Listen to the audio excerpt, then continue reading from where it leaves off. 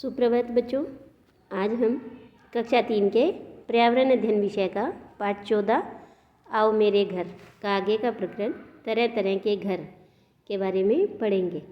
तो देखो, इससे पहले हमने पढ़ा था कि सभी जीव जंतु कहीं ना कहीं रहते हैं, जैसे पक्षी घोंसले में, सांप और चूहा बिल में, मधुमक्खी छत्ते में, मकड़ी जाले में। ऐसे ही मनुष्य भी घर में रहता है। तो ये घर कई तरह के होते हैं। जैसे ये देखो, इस चित्र में आपको दिख रहा है कि ये गाड़ी है, तो इनका घर ये गाड़ी है। ऐसे ही ये टेंट या तंबू, और ये बहुमंजिला इमारतें हैं, और ये ढालू छत वाला घर है। तो घर कैसा भी हो, वह हमें सुरक्षा देता है। घर हमें सर्दी, गर्मी और बरसात से बचाता है। और घर का मतलब रहने की जगह नहीं होती, जहाँ हम परिवार के साथ मिलकर रहते हैं वही घर होता है। तो इसी क्रम में हम सबसे पहले देखेंगे गाड़ी में घर। इस चित्र को देखिए। आपने गांव या शहर में कभी इस तरह के लोगों को देखा होगा। ये लोग एक स्थान पर घर बनाकर नहीं रहते, इनका पूरा घर गाड़ी में ही रहता है।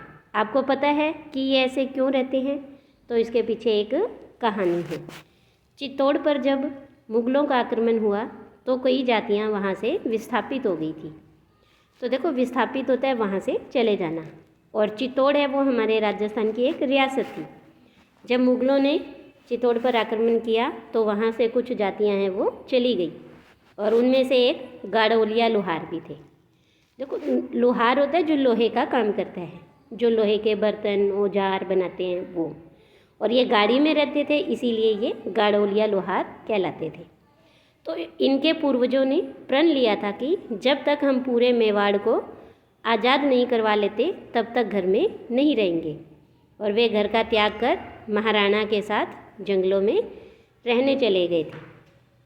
इसके बाद देखो कि यहाँ कुछ प्रश्न हैं कि यदि आपको इस तरह रहना पड़े तो आप क्या अनुभव करेंगे। तो देखो, अगर हमें भी इस तरह से गाड़ी में रहना पड़े तो हमें बहुत अजीब लगेगा और बहुत सारी समस्याओं का सामना करना पड़ेगा।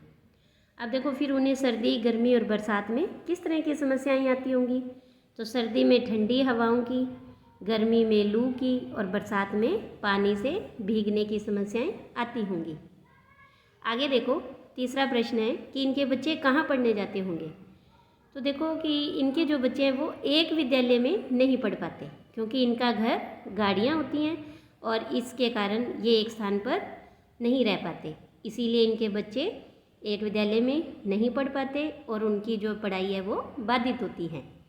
इसके बाद देखो, दूसरी तरह का मकान है बहुमंजिला इमारतें। आपने शहरों में ऐसी इमारतें देखी होंगी। शहरों में ज़मीन कम होने के कारण ऐसी इमारतें बनाई जाती हैं ताकि कम स्थान पर अधिक लोग रह सकें। तो देखो, इस तरह से ये काफ़ी ऊपर एक के ऊपर एक इस तरह से मकान बने होते हैं, जिन्हें फ्लैट कहते हैं। तो ये बहुमंजिला इमारतें हैं और इसमें कम स्थान पर ज़्यादा लोग रह सकते हैं। इसीलिए बड़े शहरों में इस तरह की इमारतें बनाई जाती हैं। इसके बाद देखो, आगे है ढालू छतों के घर। ढालू का मतलब ऐसे ढलान वाली छतें, ये देखो, है ना। तो चित्र में बताए गए घर मिट्टी की मोटी दीवारों से बने होते हैं और इनकी छतें ढालू वाली होती हैं। अलग अलग क्षेत्रों में छतें अलग अलग सामग्री से बनाई जाती हैं।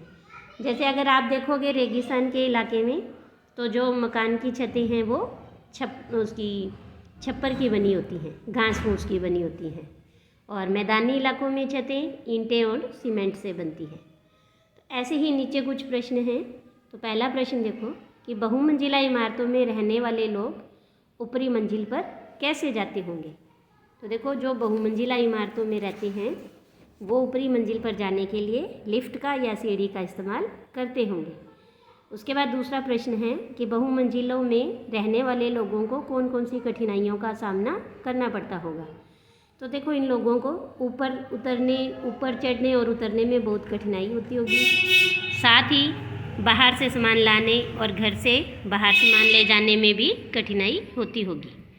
इसके बाद तीसरा प्रश्न है, मकान की छतें ढालू वाली क्यों बनाई जाती हैं। ताकि बरसात का पानी छतों पर जमा ना हो। इसीलिए ऐसी ढलान वाली छतें, ढालू वाली छतें बनाई जाती हैं। इसके बाद देखो आगे है तंबू या टेंट। प्राकृतिक आपदा जैसे बाढ़, भूकंप आदि, इनके कारण लोग बेघर हो जाते हैं।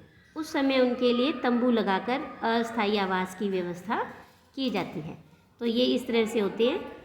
इसके बाद हमारे देश के सैनिक जो देश की रक्षा के लिए दिन रात सीमा पर तैनात रहते हैं, वे भी दुर्गम स्थानों पर कई दिनों तक ऐसे ही तंबुओं में रहते हैं। तो देखो इस तरह से हमने इस पाठ में देखा कि वह स्थान जहाँ हम परिवार के साथ रहते हैं वो घर कहलाता है। घर में बैठक कक्ष, शयन कक्ष, रसोई, खुला आंगन, स्नान घर और शौचालय होते हैं। घर भी अलग अलग तरह के होते हैं, जैसे गाड़ी में घर, ढालू छतों के घर, बहुमंजिला इमारतें, तंबू आदि। तो आज के लिए इतना ही। धन्यवाद।